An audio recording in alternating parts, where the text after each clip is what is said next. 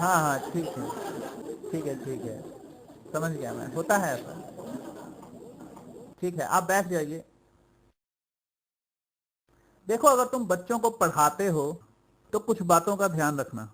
पहली बात तो ये कि बच्चों का दोस्त बनने की कोशिश मत करो।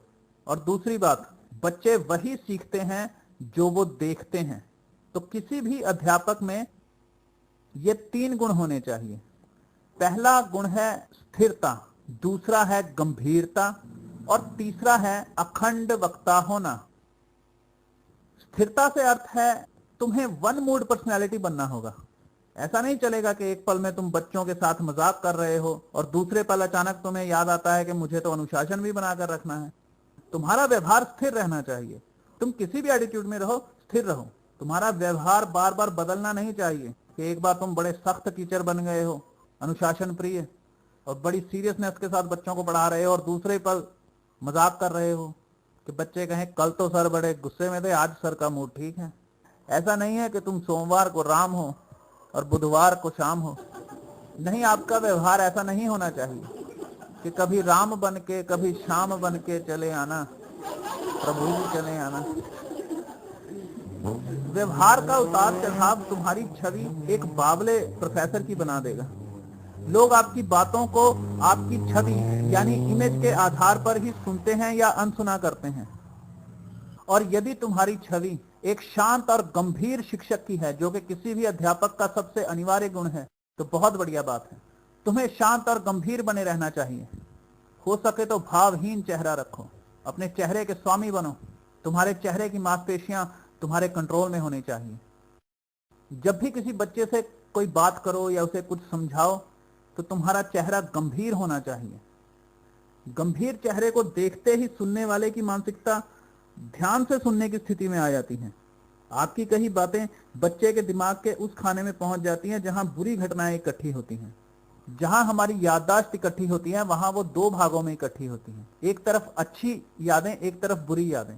अच्छी यादों को दिमाग धीरे धीरे भूलता चला जाता है, मगर बुरी यादों को दिमाग बड़ी अच्छे से संग्रहित करके रखता है। तो गंभीर चेहरे से कही हुई बातों को बच्चे का दिमाग बुरी घटनाओं वाले खाने में इकट्ठा करके रखेगा और वो इसे कभी नहीं भूलेगा। हंसते हुए चेहरे से कही बातों को बच्चे ध्यान से सुन भी लें तो याद नहीं रख पाएंगे। और ये आसान नहीं है। गुरु होना एक तपस्या है। आत्मनियंत्रण और आत्म त्याग का एक उदाहरण बनना होगा तुम्हें।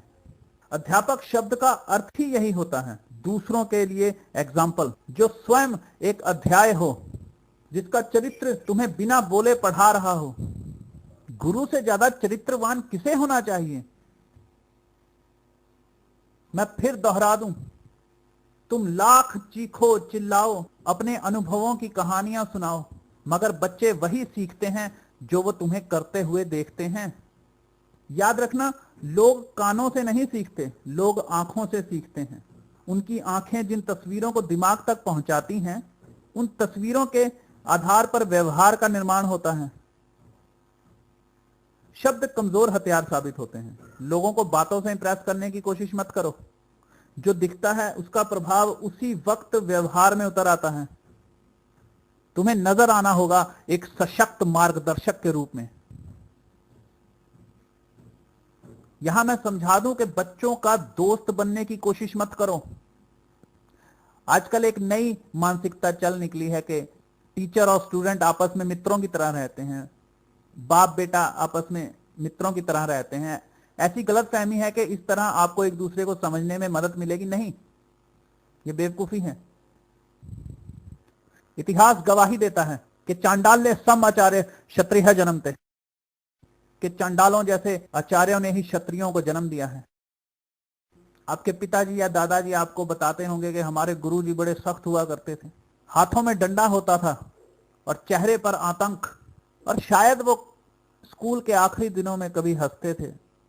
जब रिजल्ट का दिन होता था तो आप उस गुरु के चेहरे पर कोई मुस्कुराहट देख सकते थे, तो वो तुम्हें हंसकर विदा करता था कि अब तुम जाओ। मगर ट्रेनिंग के दौरान कौन हंसता है? गुरुओं के हंसते हुए चेहरे नहीं होते। तुम्हें कॉलेज के किसी कोने में भी हंसते हुए नजर नहीं आना चाहिए। तुम्हें अपने साथी प्रोफेसरों के साथ भी अटखेलियां करते हुए नजर नहीं आना चाहिए। अपना व्यवहार गंभीर रखो और स्थिर रखो। नहीं, बच्चों का दोस्त बनने की कोशिश मत करो। दोस्त बहुत है उनके पास, गुरु उनके पास एक ही होता है, बाप उनके पास एक ही होता है। दोस्त बाप की जगह नहीं ले सकते, इसलिए बाप को भी दोस्तों की जगह नहीं लेनी चाहिए। आप शिकायत कर रहे हैं कि आजकल स्टूडेंट टीचरों की इज्जत नहीं करते। नहीं, ये आज का मामला नहीं है, हमेशा से यही होता आ रहा है। कमजोर अध्यापक को सम्मान नहीं मिलता है। जब वो देखते हैं कि ये एक अच्छा मार्गदर्शक नहीं है तो वो तुम्हें वो सम्मान नहीं देते हैं। तुम्हारी अपने विषय पर जबरदस्त पकड़ होनी चाहिए। तुम में तीसरा गुण होना चाहिए किसी भी अध्यापक का, और वो तीसरा गुण है अखंड वक्ता होना। तुम्हें लगातार बोलना आना चाहिए। जब तुम लगातार बोलते हो तो तुम सुनने वाले के कानों से होकर, चेतन मस्तिष्क से होते हुए उसके अवचेतन मस्तिष्क तक पहुंच जाते हो, और फिर चाहे वो आपकी बातों पर गौर ना भी करे, तब भी आप जो कहेंगे वो उसकी विस्मृति का यानी मेमोरी का अभिन्न अंग बन जाएगा। लेकिन अगर तुम बीच बीच में रुकते हो, सोच सोच कर बोलते हो, पढ़ पढ़ कर बोलते हो, तो फिर तुम्हें फिर बार बार कानों से शुरू करना होगा, फिर बार बार कानों से शुरू करना होगा। तुम सामने वाले के अवचेतन मस्तिष्क तक पहुंच ही नहीं पाते। तो एक अच्छे अध्यापक का सबसे ताकतवर गुण अखंड वक्ता होना, लगातार बोलना। और जब तुम लगातार बोलते हो तो तुम सुनने वाले को लगभग सम्मोहन की स्थिति में पहुंचा देते हो। शिष्टता इकलौता ऐसा विषय है जिसे आप बोलकर नहीं समझा सकते। किताबों में या ब्लैक बोर्ड पर डायग्राम बनाकर नहीं सिखा सकते। आपको स्वयं शिष्टता की जीती जागती मूर्ति बनना होगा। बच्चों के सामने ऐसा व्यवहार करो जैसे कि बाहरी घटनाओं का तुम्हारे बेसिक बिहेवियर पर कोई असर नहीं होता। हालात चाहे कुछ भी हो, तुम हमेशा सम्मानजनक व्यवहार करते हो। आपका बच्चों पर क्या प्रभाव है यह आपको अब पता नहीं चलेगा, लेकिन 3-4 साल बाद जब वो लौट कर आएंगे तो वो आपको बताएंगे कि सर, हम आपकी बॉडी लैंग्वेज और आपके पढ़ाने के तरीके से जबरदस्त प्रभावित थे। तब तो हम आपके सामने लापरवाही से हंसते रहते थे, मगर हमारे जीवन में आप जैसा गुरु दोबारा नहीं आया। आप हैरान हो जाएंगे कि वो मुझसे प्रभावित थे और मुझे पता भी ना था। अरे, गुरु किसी भी शिष्य के जीवन की सबसे अद्वितीय अविश्वसनीय घटना होती है। गुरु मित्र नहीं अपितु प्रज्वलित ज्वालामुखी जैसा होना चाहिए, सक्रिय और गतिमान।